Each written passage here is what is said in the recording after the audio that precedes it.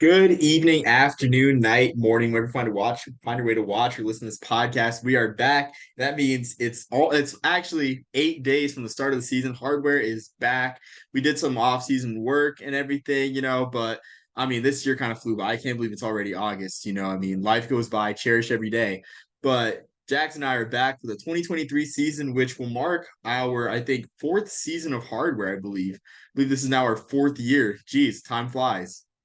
I did not. Wow, you are correct. This is the embarking of the journey of the fourth season that we've done our hardware. Five if you count the FCS spring season, although I don't. But man, that's crazy. I'm excited for it, man. It's awesome. Yeah, so we are close to the season. So for week zero, we got a light slate as always, but that does not mean it does not lack any intrigue, because there is plenty of intrigue this weekend. A couple neutral site games, a couple Power Five games, and a couple of dark horses that that will become household names after week zero. So before we start talking about the games, Jackson, I mean, what who are your top three favorites for the Heisman, and then three dark horses for the Heisman Trophy? So I would like to start off with saying I am gravely disappointed in Disney Media and ESPN College Game Day for not going to Ireland to avenge the game day that we lost back in 2020 from COVID, right? So game day was, and it was announced months beforehand that they were going to Ireland for I believe it might have been Notre Dame Navy actually In that was scheduled. 2020, yep. Yep. Yeah, for 2020. Izzy and I bought stuff on clearance from St. Patrick's Day in preparation for the event. Like it was going to be a whole ordeal. And then obviously last year we were not given that with Northwestern in Nebraska. And then this year we're not given it. We're probably going to get the same old fashioned on Zoom college game day that we got last year for week zero. So it is disappointing. What else can you do? But I was looking forward to that, and instead we're just gonna get four boxes on the screen, not including David Pollock. So, um, but yeah, they've already announced that they're going to the Duke's Mayo Kickoff Classic with North Carolina and South Carolina for week one. So I'll go ahead and I'll move on though to the question asked. I found it interesting when I looked up Heisman betting odds that Caleb Williams is like the favorite right now. Only because back-to-back Heismans are so rare, and I don't know that Caleb Williams is the. I'm not saying he's not a phenomenal talent; he certainly is, but I don't know that he is the talent to deserve back-to-back expectation, if that makes sense, right? That's one thing to win it back to back. It's almost more impressive, but it's its own level to have the expectation of going back to back, and being the Heisman betting favorite certainly implies that that is the expectation. So Caleb Williams is certainly on my top three. I can't really decide in any particular pecking order. I do want to talk a little bit about Quinn Ewers and get your opinion on him. Obviously, he was a phenomenal talent going to Ohio State, had that huge dealership NIL deal, and then moved on to UT Austin. And it wasn't a guarantee that he was going to get the starting position with Arch Manning joining on campus, despite him losing his campus ID about 5 times. Do you have any idea, like, or I want to get your opinion, like, do you think Quinn Ewers is like a legitimate Heisman candidate at Texas and their last season in the Big 12, or do you think that's just kind of like name brand? So I think this year with Texas, like the expectation is almost that Texas will win the Big 12. That's almost the expectation. And I do agree with it, to be honest with you. Oklahoma, I mean, they regressed last year. Even then, I don't think they're the top echelon of the Big 12. TCU lost Max Duggan, so that's always a huge loss when you lose your quarterback on a national title team as too. So, and I'm pretty sure they also lost their leading receiver too, first round draft pick. I don't watch the Power Five much, so I can't really say these guys by name. Um, you know what I'm talking about, Jackson? First round draft pick for TCU, the wide receiver. He was drafted by the Chargers, I believe. Quentin Johnson, I believe, is the Yes, name, yes, Quinn correct? Johnson. Yeah, Quentin Johnson. So Yeah. TCU is losing a lot there too. So I say yes, absolutely. If Texas runs the table, I'm not going to say there's a high chance that they will run the table and go 12-0 in the regular season. I also wouldn't sell Kansas State short in that conference as well. But I feel like the difference between Quinn Ewers and Will Howard for Kansas State is just that Kansas State isn't they're not Texas. Kansas State plays a great brand of football, but it's not exactly like flashy and conducive to quarterbacks, unless you're Colin Klein. But I mean, I do think Quinn Ewers. He's not my top three. Honestly, I'm tempted. I was tempted to put like my top three being all Pac-10, all Pac-12 quarterbacks. To be honest, because the Pac-12, the quarterback playing the Pac-12 was outstanding. Like, you know, but Quinn Ewers definitely, I can see him being in New York. Honestly,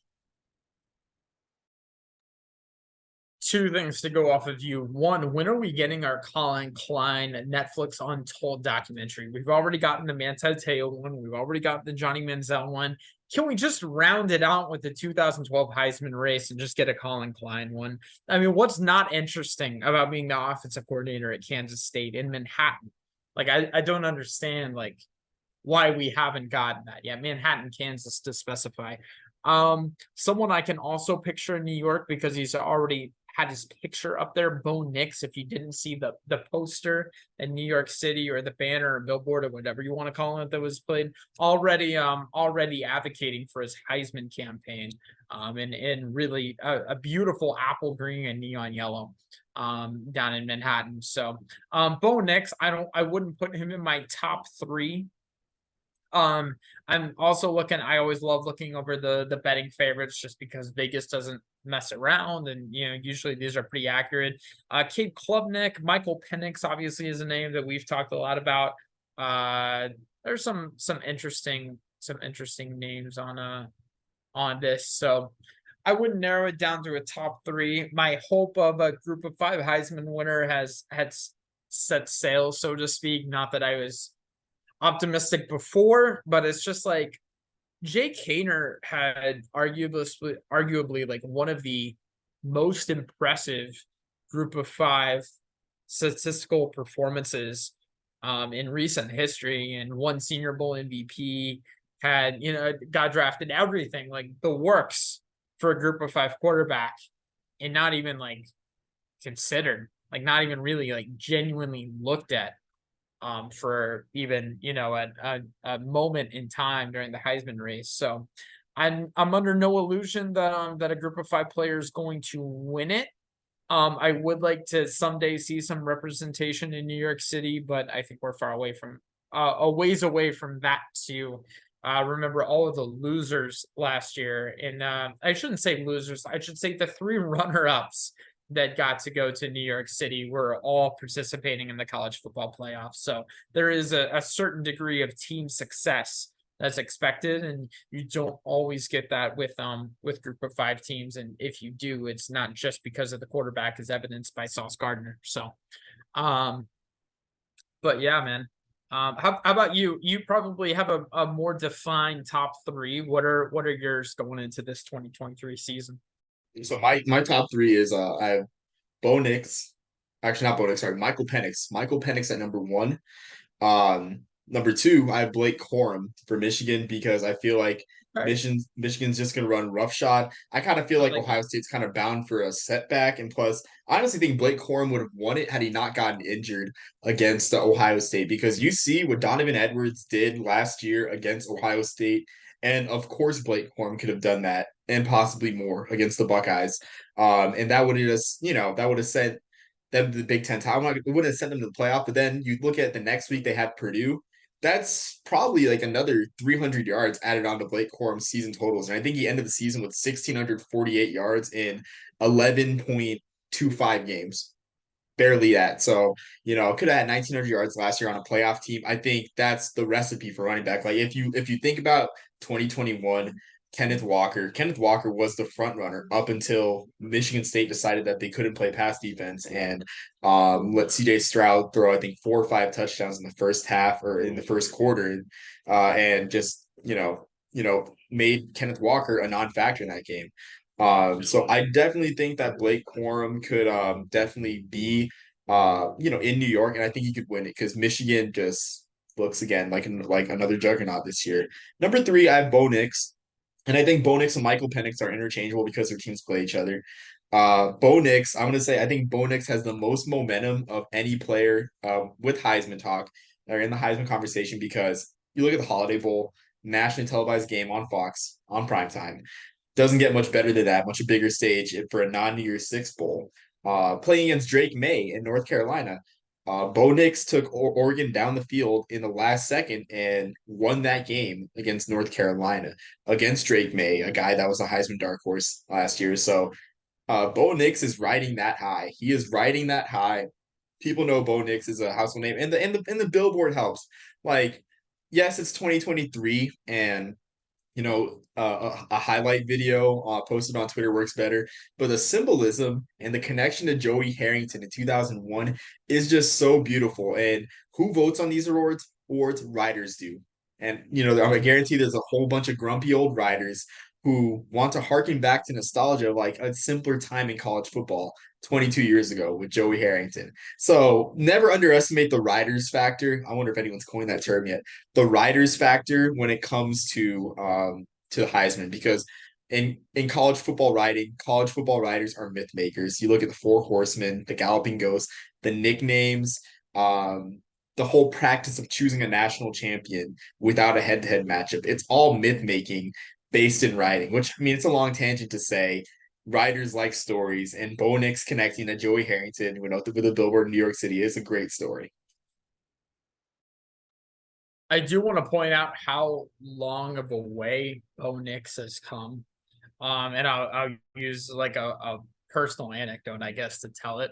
The first, for those of you who listen to Hardware and don't know, my fiance and I are getting married. I promise not on a college football Saturday, although it is the day after.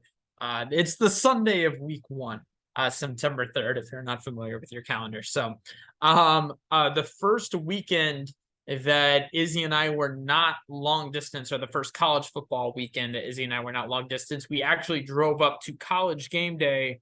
It was a neutral site in Fort Worth, Oregon versus Auburn. Okay.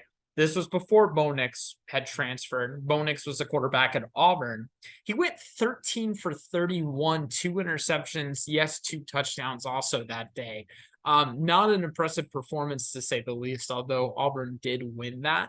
If you had told me after that, hey, the weekend before your wedding or whatever, we're talking about Bo Nix's Heisman candidacy, I probably wouldn't have believed you, just because that was a terrible performance. But Bo Nix, what encompasses Bo Nix more than just like a roller coaster, right? Like just the journey that he's been through has been impressive. So I'm curious to see how it will pan out beyond college. I hear reports of him being like NFL scouts being majorly impressed, although they aren't the decision makers, right?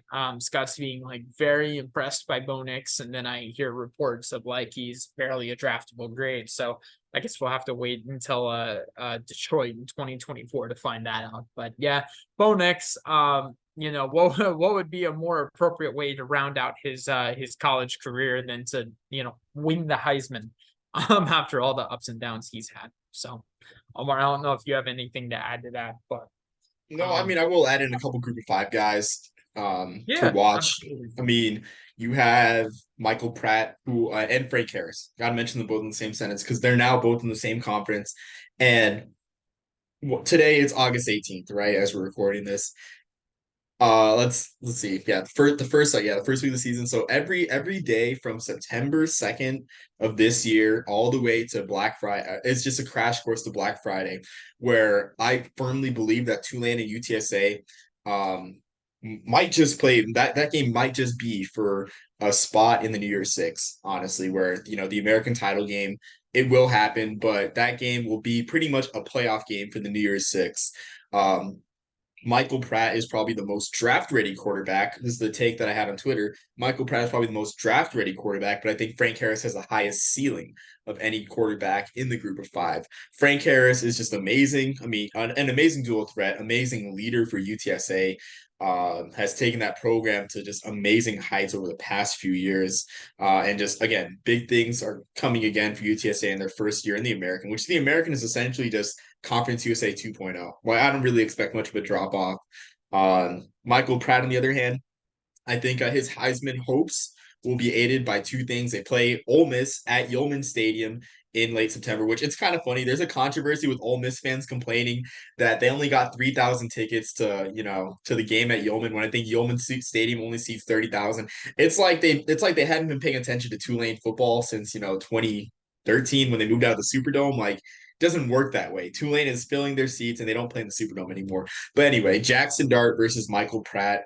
And I'll also add Quinshon Judkins too, for that matter, for Ole Miss. Like, that's going to be a high-powered game, and if Michael Pratt can pull out the victory, I definitely see his Heisman stock shooting up, especially if he can get Tulane to back-to-back New Year's Six appearances. And then also, too, the second thing helping him out, no Tajay Spears. Tajay Spears was amazing down the stretch, and I still believe if Tulane gave Tajay Sparks more carries earlier in the season, then I definitely think he would have been a Heisman finalist with just the way that Tulane season unfolded. Unfortunately, that's not what happened, but Michael Pratt's going to have more of a load. And I mean, I think looking at how Tulane's offense was last year, if you look at the Cotton Bowl, I think midway through the fourth quarter, like Michael Pratt's stat line was like 3 for 8 for like 117 yards and like a touchdown, which means just shows how dependent on the run game Tulane was. Not to say that Michael Pratt didn't do anything, but Tulane wants to run the ball. That's what they want to do. Willie Fritz has always thrived at Sam Houston State and Georgia Southern with great run games. No Tajay Spears, which means the burden's going to be on Michael Pratt. So I almost said Michael Scott, like The Office. I don't know where my mind's at, but I just want to mention those two guys for the group of five. Yeah, no, I'm interested to see how Tulane, just as a program, I'm gonna talk about a similar team, but in the opposite fashion, how they're building off of this Cotton Bowl victory over Caleb Williams, right? Like, that was a major win, one of the biggest, if not the biggest win in Tulane football history. And I'm curious to see how they do. No, I mean, it doesn't match the 1932 Rose Bowl, Jackson. Doesn't match that one. Okay, Sorry, I doesn't. said one of. I said one of.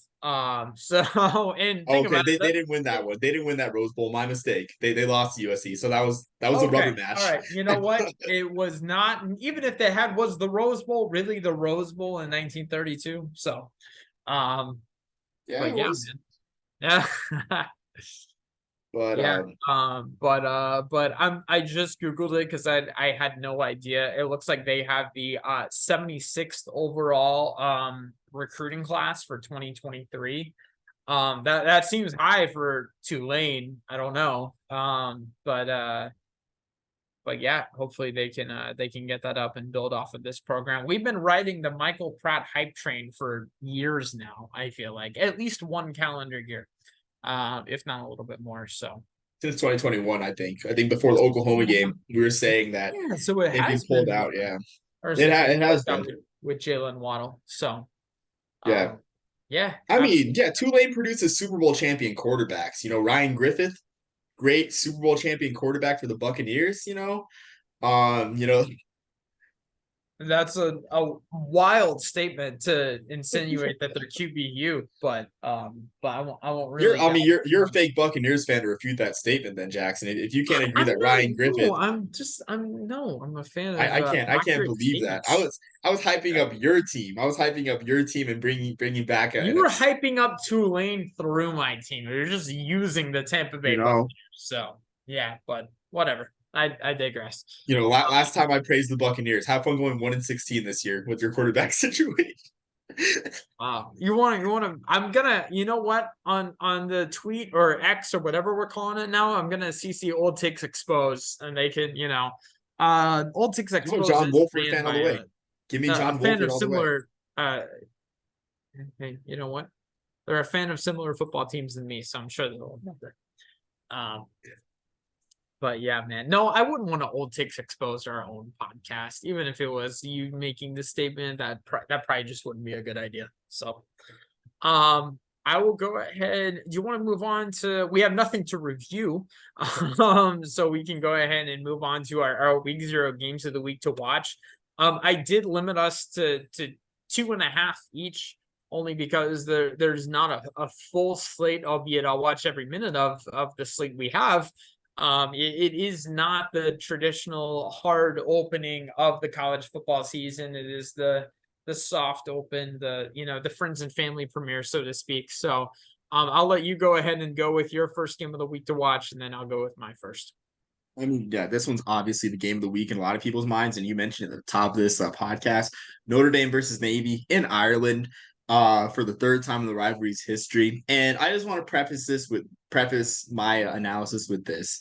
With everything happening in college football, the fact that Notre Dame not only decides to remain independent, but decides to keep scheduling Navy because, it's an eternal friendship between both institutions where the Navy opened an officer training program to keep Notre Dame open, as a lot of schools closed during World War II. All history aside, no matter what happens, like Notre Dame has kept playing Navy, and honestly, I really feel like we're gonna hit a tipping point with this rivalry where I just don't. I feel like it'll become not as feasible for the schools to play with everything happening in college football. So long story short, enjoy it while you can, particularly Service Academy fans. I've seen a lot of Notre Dame. So a lot of Notre Dame fans enjoy the rivalry, but there's a lot of minority that tend to, pile on the rivalry. That being said, I think the biggest story of this week zero season is Sam Hartman. How is Sam Hartman going to adjust playing for Notre Dame? It finally seems, I won't say finally, but after last year, even though Drew Pine and Tyler Buckner, they were not bad quarterbacks at all, especially Drew Pine. Drew Pine came out of nowhere and quarterbacked that team well, but they weren't Sam Hartman. So I'm intrigued to see Sam Hartman on an offense that doesn't demand so much of him because Wake Forest, I think I saw an advanced stat where over 70, at least 70, it may have been over 75% of Wake Forest yards came through air yards. So Wake Forest love to air the ball deep to A.T. Perry and everything. So of course they asked a lot out of Sam Hartman, right? So the Notre Dame offense for sure, there's talent all around him. I mean, not that there wasn't talent at Wake Forest. I take that back, but he's got a steady run game. He's got the name's escaping me right now, but their running back, Audric Estime. Yeah, Audric Estime, great power back out of Notre Dame. And then he's got a strong receiving core. He doesn't have baby Gronk anymore. Oh, sorry, I wouldn't say baby Gronk. Young Gronk. Young Gronk. Sorry, I slipped up. Young Gronk, Michael Mayer, probably one of my favorite college tight ends in recent memory. Doesn't have him, but there's still plenty of weapons for Notre Dame. Moving on to Navy. Navy's in an interesting situation because their defense last year was stellar. They allowed about 24 points per game. They returned a lot of starters. I think they returned 18 starters this year. And the schedule is very favorable. They can reach 6 wins, even though they're not one of the most talented teams in the American. They have a lot of winnable games. The defense returns. Last year's Notre Dame Navy game in Baltimore, you saw Navy go down at halftime 35 to 13, and they did not allow another point. And in fact, they almost came back and beat Notre Dame and lost 35 to 32, didn't recover the onside. But that was a taste of what Navy could do, their defense could do against Notre Dame. Excuse me. So that being said, switching to offense, I want to raise a proposition right here because I'm always for academy. I mean, the academies have produced five Heisman Trophy winners, right? Roger Staubach, Joe Bellino, Doc Blanchard, Glenn Davis, Pete Dawkins. So last year, Dabo Fofana ran for 16 yards for 16 had 16 carries for 138 yards against Notre Dame. Ran roughshod over the Fighting Irish. Also, to another fullback, Anton Hall had 7 carries for 99 yards, including a dazzling 77-yard touchdown. One of these fullbacks on national TV and probably the most watched game of the weekend has a 100-yard game, wears down the Notre Dame defense, and Navy somehow wins. What do you think about the Heisman race right there? Because that Notre Dame that's a nationally relevant win right there. I'm not gonna really like refute your argument as a whole, but I do want to point out you said you bragged about a 12 carry 99-yard game and then said including a 77-yard touchdown. 7 carry, 99 yards. That whatever. Seven. Okay, so that implies he went 6 for 22 in his other carries, which is I'm doing quick math, like 3.5. That's not as bad as I thought, but still, that's So, I mean, who doesn't love fullbacks, right? And Navy has a good core of fullbacks like Army does this year. So just putting that out there. You But are a yeah, I mean, 49ers fan. exactly. A few teams that proudly uses the fullback. So that there's a lot to watch. 2:30 Eastern time on NBC on the Peacock. Only the fourth Notre Dame Navy game we played at night in 96 meetings. Did a video about that. Interesting. I Yeah, did not know that. exactly, That's a exactly. sneaky fun fact that I was not There, aware of. yeah. Really, I really like that a lot, actually. So yeah, Um, Interesting. Okay, I'm gonna go ahead. I'm gonna go not as much of attention Gardner, although maybe it should because it's not in Ireland. It's not as interesting by default, but I think more people should be talking about this. I'm gonna go with San Jose State at USC. Before you laugh, San Jose State, I think the Spartan schedule is one of the most interesting in college football. I have three quirks for you in their schedule. They're only two ranked opponents of the season. They're playing the first 2 weeks of the year, right? On the road at USC, and then they have Oregon State at home the following week, right? So that's the first quirk. Second, from the last full week of September, so from September 23rd all the way into the first week of November, so September 23rd to November 7th, they play one home game, right? That's a very long stretch to just be playing one home game. 6 weeks, right? And then my last quirk, they play 4 different time zones throughout the season. They play on the Hawaiian time zone. They play obviously on the West Coast. That's where all their home games are. They play in the Mountain time zone. Makes sense. And then they also play in the Eastern time zone on the road at Toledo. So I think it's a really like fascinating thing. I don't even want to know how many miles they'll be traveling. Probably something resembling of the Seahawks mileage per game average, where it's just like they're flying all over the place. When you consider Hawaii, having to go to Hawaii and Ohio, and you're stationed on the West Coast, it's just a lot going on there. So I think it's interesting, and this is quite the way to start it off on the road against the former Heisman winner, right, from last year. I will say, as far as the only X's and O's I have to offer on San Jose State, they have 4 of 5 returning starters on the offensive line, which is obviously a position group you want to retain continuity with. Their wide receiver room, it lacks top end talent, but there's a surprising amount of depth. So just because there's no like draft prospects that we're talking about this early on doesn't mean that there's like a lot of solid guys. It's just you're not going to see, a day 1 or day 2 pick out of there, but they are all pretty good. And then their leading running back, Kyrie Robinson, he's 5'7". He is solid, but he's a guy. It's not going to be a grounded pound offense, right? Which is not something we expect from San Jose State, but it's a defense or an offense that's going to rely a lot on just like spreading the ball around to these different receivers. There is no Justin Jefferson that you have to lock up and then kind of make shift with your other like Dollar General receivers. Like, no, like you can actually spread the ball around because there's no attention going into any individual spot. And then the run game is going to have to be supplemental. It's not going to be your bread and butter, so to speak, right? So I'll move on to USC. There are plenty of people that have watched a lot more USC tape than me, so I'm going to be short on this. The 2023 season will be their 102nd and final season of the Trojans' existence in the Pac-12 or Pacific Coastal Conference, if you want to go back there. Just the end of an era. Any over 100-year streak in a sport that has 154 season history should be respected and mourned if it's lost. So I that was a little sad when I read that. Obviously coming off of the season with the defending Heisman winner.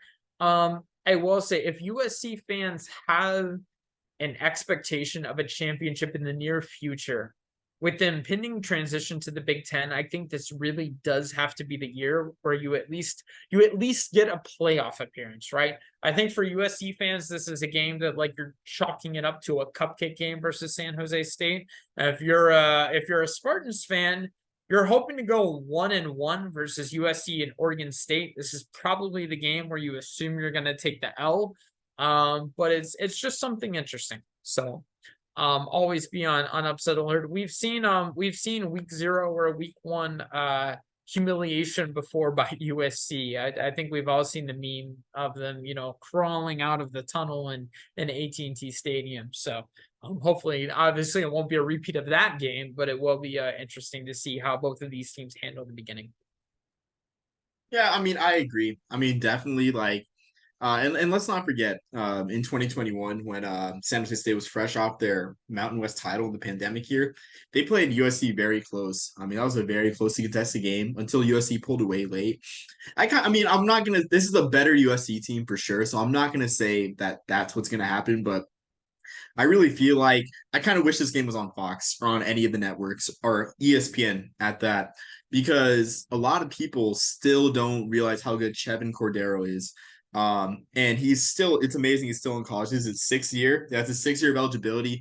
Started at Hawaii, and then of course everything that happened with Todd Graham, that disaster of a tenure kind of chased him out of Hawaii, his home state. Sad that had happened, but sent him to San Jose State. And Cordero last year had 23 touchdowns, passing the ball, 3,200 passing yards, 9 touchdowns on the ground as well. And for his honors, he was the preseason Mountain West Offensive Player of the Year. So a very seasoned quarterback. And the fact they picked him over Taylon Green of Boise State, who pretty much turned the season around after they lost to UTEP last year in late September. It's really great that he won that honor over Taylon Green. To be honest, it says a lot about Cordero.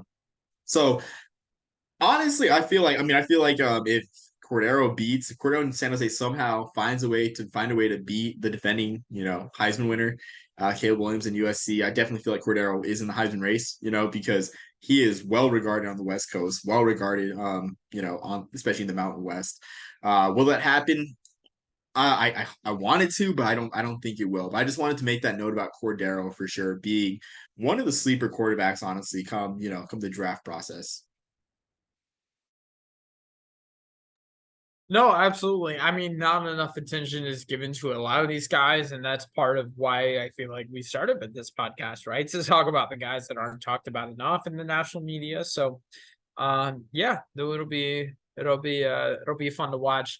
I hope I mean, all we can really hope for is like a competitive game, right? I'm not under the illusion that San Jose State is actually going to pull off the W in this one, but I do want it to be something that is competitive enough that you can tune in and put one of your 2, 3, or preferably 4 TVs on in the week 0 kickoff. So I'll let you go ahead and go with your second game of the week to go with. Yeah, so my second game of the week is going to be UMass versus New Mexico State. And this is a game that all the sickos are just like, oh, it's so cool to say New Mexico State on national TV against UMass on ESPN. It's like, no, no, no, we're looking at it the wrong way. Like, this shouldn't be a source of comedy. We're getting to see a team that won its second bowl in 62 years, right? These are the stories that make college football so rich.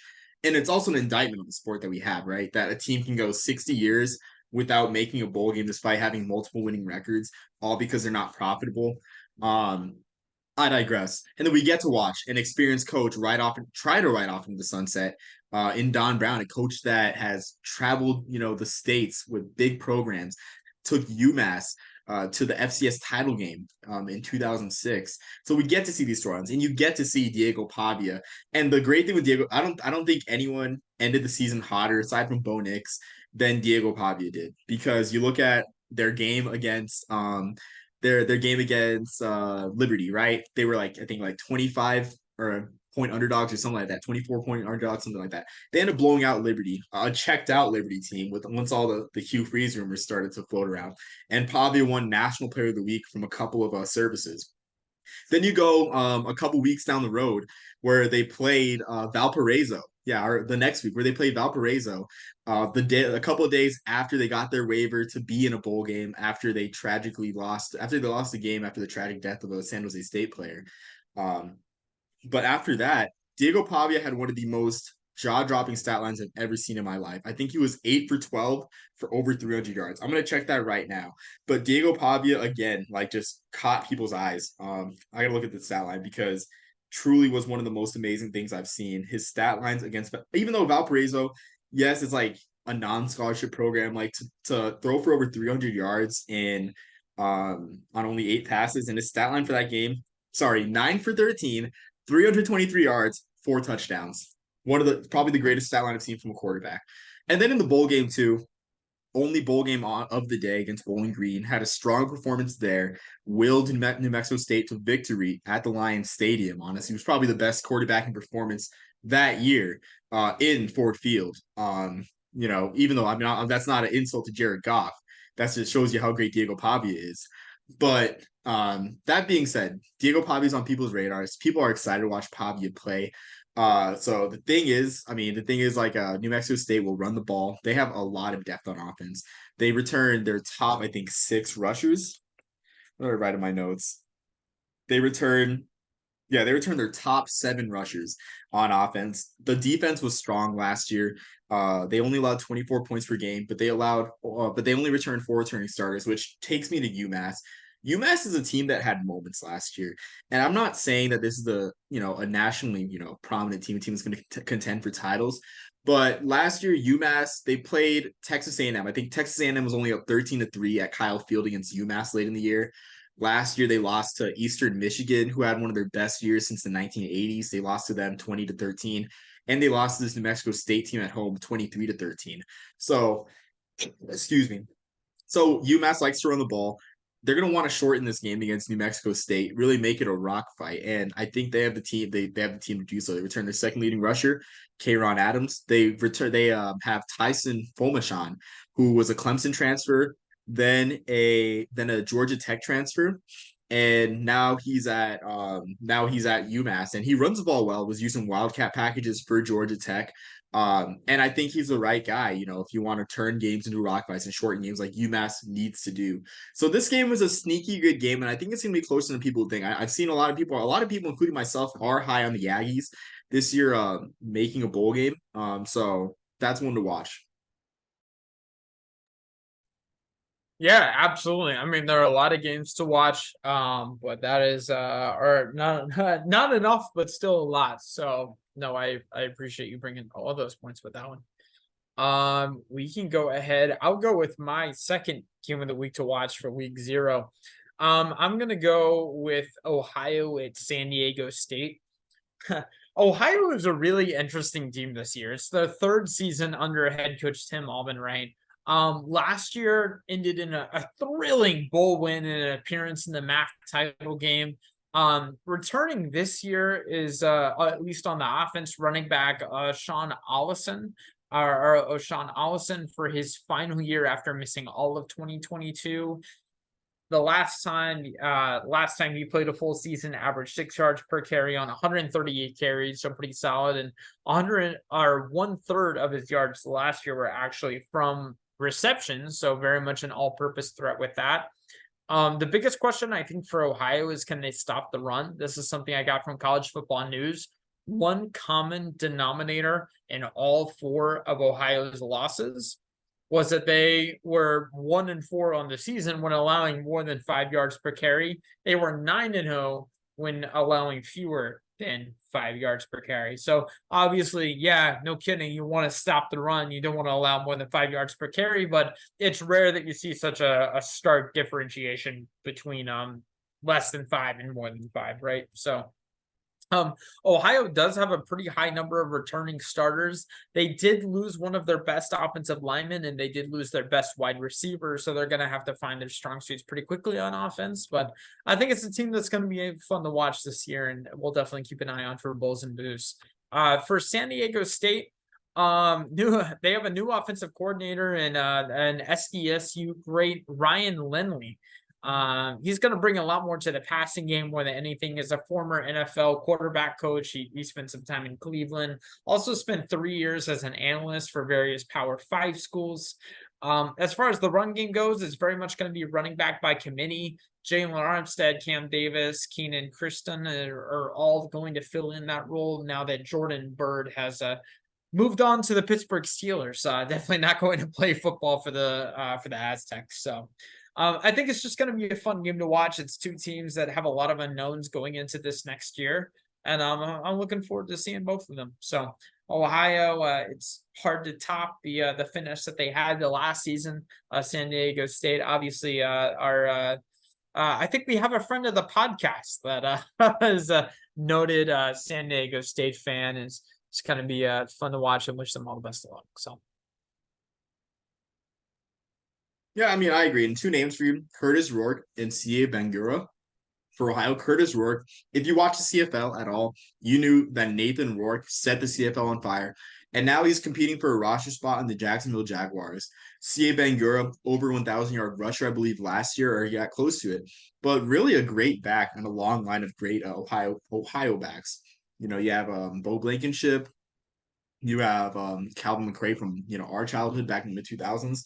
So that one definitely should be good. I mean, this isn't your dad's, or I guess shouldn't be your dad's, I guess, but might as well be us, our childhood Ohio teams that like to run the ball down your throat. I mean, Curtis Rourke can light up the sky, and he got hurt last year. So I like to think that if Curtis Rourke was playing, even though Dante Miller did a great job at quarterback for the Bobcats, especially in the Arizona Bowl, I like to think if Rourke wasn't hurt, they would have won the MAC title game and ended their 55-year drought of MAC titles. Truly is a sad drought.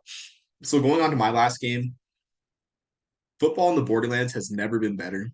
Um, I know I know Colin Deaver, the local news anchor down here, is predicting that both New Mexico State and UTEP will go to a bowl for the first time ever. And I believe that's true. I believe that definitely will happen. So week 0, we got UTEP versus Jacksonville State on CBS Sports Network. The first game of the day, I believe it's at not 2 Eastern, I believe it's at 3 Eastern time. I'll have to check that. But UTEP has probably one of the more underrated quarterbacks, and I know a lot of teams, like I wouldn't say a lot of teams, a lot of scouts like Gavin Hardison is a late pick. But going back to September 23rd, September 24th, I guess. No, yeah, September 23rd, last year against Boise State on the Friday night. He didn't have the flashiest performance, but the nation saw how efficient and great at managing the game Gavin Hardison could be. And I know game manager is thrown around in a negative light a lot of times, but Hardison was in full control of that game. He went 10 for 11 for 128 yards, made some great throws, ran the ball well a few times. And Gavin Hardison really benefits when the play calling is in his favor. You look at his completion percentage, 52% last year. And that's because UTEP like to throw the ball deep. When they would get behind, they would throw the ball deep. So that didn't really work out to his benefit. And also too, UTEP returns Tyron Smith, 1,000-yard receiver. A couple years ago, we are talking about Jacob Cowing, one of the best receivers in the country in 2020. Went to Arizona, transferred to Arizona. I mean, UTEP keeps producing these wide receivers. This is great to see. And of course, they like to run the ball. Aaron Jones, if you're an NFL fan, you think about Aaron Jones. But, in a DJ Dimmel scheme that likes to use a fullback, last year they had Big James Tupou running the ball a couple times at fullback for UTEP. They have Big Deion Hankins, a 230 pound back that averaged 5 yards a carry and 700 yards last year. They lose Ronald Awatt, but Hankins, honestly, I feel like Deion Hankins has the potential to exceed 200 carries on the year. I really do. He's that type of workhorse. Going to Jacksonville State, the big story there is they are in their first year of FBS transition period, picked last by Phil Steele to finish in Conference USA. But I wouldn't write them off. This is a team that went 9-2 last year in FCS. This is a team that beat Florida State a couple years ago, 2021. On that infamous Hail Mary against the Seminoles, and they have Zion Webb at quarterback, who of course can not only sling the ball, he can run it well too, with 647 yards and 13 touchdowns. And the game being at home helps. Not having to deal with the altitude down here in El Paso helps Jacksonville State. So this game will be a close game, I think, than people think. Yeah, absolutely, man. It's gonna be just fun to watch. I know I do work part of that day, but I'm looking forward to as much as I can. Just watching and inhaling all the college football that we both can. So that's gonna be a fun start to the season. It's the appetizer, right? To the 13 course meal that we get throughout the entire year. It's one of the most fun weeks, So I'm really excited. But we've come a long way since oh my gosh, it was Central Arkansas in was it Austin P. Austin, PA? Yeah, For Austin P. yeah, that's right. For the post-COVID 2020 season over. We've come a long way since that. A lot more to talk about. So yeah, those are my only 2 games to start off for week 0. Anything more to add before we hop off? Yeah, one more thing. This year, this probably the second best game, or in some, I'd be willing to argue also tied for first for the best game, if not better than Notre Dame Navy. We have the 2021 Celebration Bowl rubber match between Jackson State and South Carolina State, and it's not on ESPN. It's on ABC in prime time. What a stage for HBCU football to just get a Saturday night football slot on ABC. I expect the ratings to be great. I know the ratings were amazing once they switched it to week 0. Once they switched the MEAC SWAC Challenge to week 0, it had amazing ratings, and that was when it was on ESPN. And this year too, Jackson State's a household name, even without Coach Deion Sanders. But I wouldn't count out South Carolina State. You know, I made the mistake of counting out South Carolina State before the 2021 Celebration Bowl, but they dominated the Tigers in that game.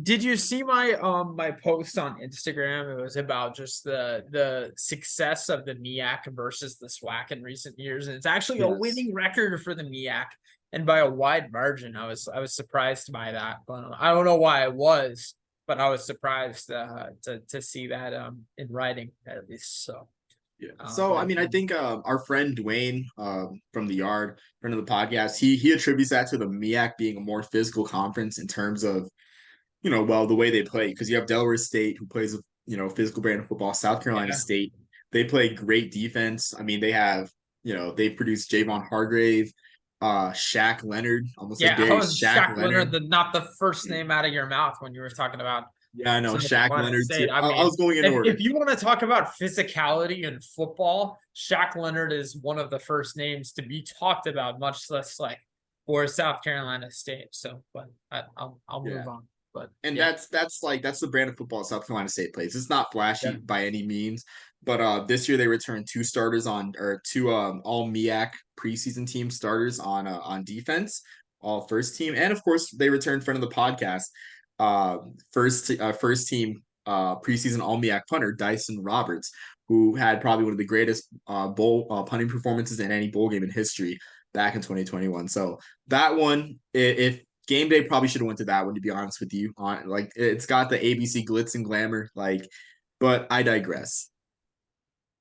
yeah. If they were going to go to any game in week 0, that is stateside, that would definitely be the one in my opinion. But again, get the studio show. So, will I watch every minute of it? Yes, but I won't be happy about it. So, actually, no, I'll be thrilled about it. I can't wait to see Kirk Herbstreit's face again. So, um, yeah, man, that's pretty much it for me. I know we're gonna record our week 1 preview shortly thereafter. But yeah, anything else you got? Any preseason football notes for the National Football League you want to throw in? No, Tidbits? but just EJ Perry signed by the Texans. EJ Perry had an amazing. He showed the world what he can do, honestly, in the USFL late last season. So I just want to shout out EJ Perry. We've both been on the EJ I'm Perry train. stunned you didn't use this opportunity to talk about DTR. I will say, Omar, I'm ashamed to admit, as we're recording this, I do have the Cincinnati Atlanta preseason game on mute. Bijan Robinson, Drake London, both have made some phenomenal plays on the past couple drives. So, this Falcons offense is looking scary. And I didn't even mention the name Kyle Pitts. So, that should say something. But Yeah, absolutely. I mean, that's all I have. Yeah, DTR has been tearing it up. I mean, I've been always been a huge DTR fan for sure. But until next time, everyone, peace, love, and soul.